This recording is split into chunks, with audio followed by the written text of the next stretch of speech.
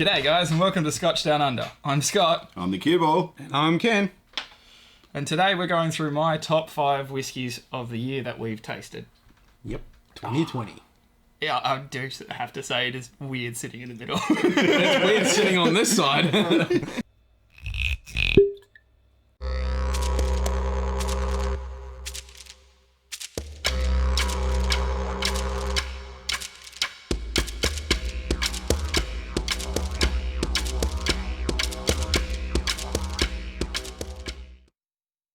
Got a few honourable mentions to start off with. First one on the list has got to be the Johnnie Walker Green. Yep. Yeah, super affordable, tasty as hell. It's the only one in the portfolio that's actually worth anything. Yeah, it's the only Johnnie Walker that should be on your shelf. Unless, Well, they used to call it the Platinum. Now it's just the Johnnie 18. Walker 18. Yeah. yeah. That's quite good as well. But the Green delivers more, and it's a more reasonably priced dram. It's cheaper. Yeah, yeah, and you can drink it. You don't have to mix it. It's just a good sipper. Yeah. Yeah. You can identify everything that's in it and it just ticks all the boxes. Yep. Totally. Apart from the colour that they put in everything. Yeah, Diageo. Up next, we've got the Ailsa Bay Sweet Peat, the 1.2, because we didn't get the 1.1 in Australia, unfortunately. No. I would love to still get my hands on that, but Same. I don't want to pay for Yeah. it. Just that combination of sweet and smoke, I think they balanced it quite nicely. And the science. Yes, so the science behind it as well. You had to, didn't you? Yep, I had to mention it because the science is awesome. And the bottle and that cork stopper is epic. Yeah, the packaging on that is amazing. Yeah. Just that clear silhouette bottle. Clear silhouette? Yeah. Yeah, Yeah, that works. Yeah, Whatever. Up next is the Ancnoc Peatheart for pretty much the same reason. It's a little bit sweet. It's a little bit smoky. The only reason it didn't make my list is just it's not worth the money. Like No. it's a really good whiskey, but it's just a bit up there in price for it. Yeah, I think it's overpriced from what it is, but yeah, it is a good whiskey. We really keep driving that nail home, don't Well, we? it's true. It's so true. And then one of our more recent ones, it's fresh in my memory, it's quite good, the Glen Moray Port Cask. Yeah. Yep. That I very, very much liked. Mainly because the price point, a $50 price on it, is just exceptional. Yeah. Off special, $54, and it's a port finished single malt. Yeah. It's not going to break anyone's bank, and that whole range is so accessible. Yeah. Yeah. A little bit watery, but... Yeah, but it was a nice sipper. With And the then- port. My last honourable mention has to be the Kilkerran 8. God That cask strength 8, that is exceptional. It's an amazing whiskey. And it would be number 1 on my list if it wasn't for the availability or non-existent availability, I should say. Yeah, I mean, yeah. And the price to get it currently because of that third-party market. If you can get it. Yeah, well, if you can find someone who's willing to part with such an amazing whiskey, Yeah. it is fucking exceptional. Yeah, that's the only way to describe it. I totally agree. Yeah. All right. Well, to my list. At number 5, we've got the Limeburners Darkest Winter. The only reason that is 5 is because of the price. It is expensive, but it is one of the few whiskies that is actually worth the price, I think. Yeah, yep. If you can get it. Yeah, if you can get it. It is a limited release each year? Each year. Yeah. They bring out a different batch. Super easy, well, not super easy, but quite easy to get in Australia, the rest of the world. Yeah. Have fun. And I didn't mention it in my review because I had the Limeburners in there as well. The characteristic of the Australian bush comes through so strongly. Yeah. That I mean, that might not come across for a lot of other people in the world, but for us, it really reminds us of It's home. like being in the middle of the outback on a freezing cold night, sitting next to the fire, just getting coated in the smoke, because no matter where you stand, it comes to you. Yes, it will follow you around. Yep, totally. Yeah, it's a very good iconic whiskey. And it's quite up there in ABV, but it drinks very well. Yeah. It didn't Well, we did a blind taste on that, didn't we? Yeah. And I mean, none of us really got close to. And it didn't knock your socks off with ABV. No, well, a little bit, but Yeah. what's stuck in my head about that one is the fact that even though it was 69? Yeah, 69.7. 69.7% ABV, and yet you could like almost shove your nose straight in there and not get that big ethanol hit. And it drinks like about a 50, maybe 55% ABV. Because that's pretty much where we all guessed. But just that forest peat from the Valley of the Giants that they eat, it's just something else. Yep, it's an amazing dram. Absolute magic. All right, number 4, we've got what we all have in our dram tonight. Some of the Ancnoc 12-year-old. This is one of my favourite whiskies at this current moment. It is my everyday drinker currently for just when I get home from work and really want a bit of a sip. I'll crack this out and it just sits super nice. It's not offensive in any way. It's not too expensive either. It's a pleasant all-round, beautiful drop. Yep. Yeah. I hit the nail on the head with this one.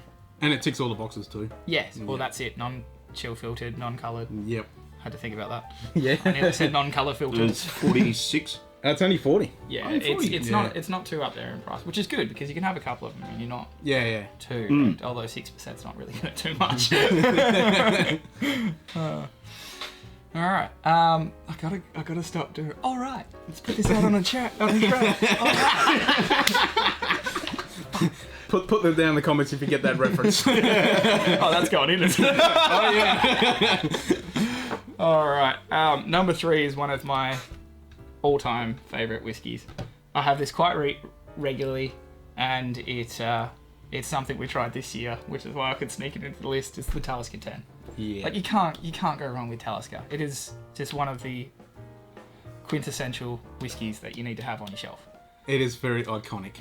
Yep. And it is one of those ones that you'd go for the age statement rather than the NAS. Because I mean, I'm not a big fan of the Talisker Storm, but I like the 10. I haven't tried it. I just always go to Well, the 10. we're going to be trying that one soon because I've got the Storm. Oh yeah. And we've got the limited- 15. The limited 15. Yeah. I'm looking forward to that one. That was Christmas last year, wasn't it?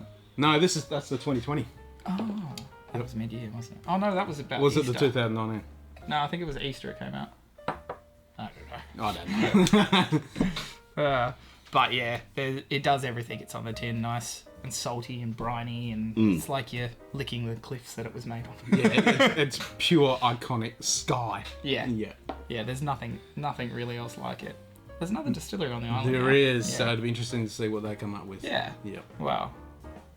I still don't think it's got peat in it.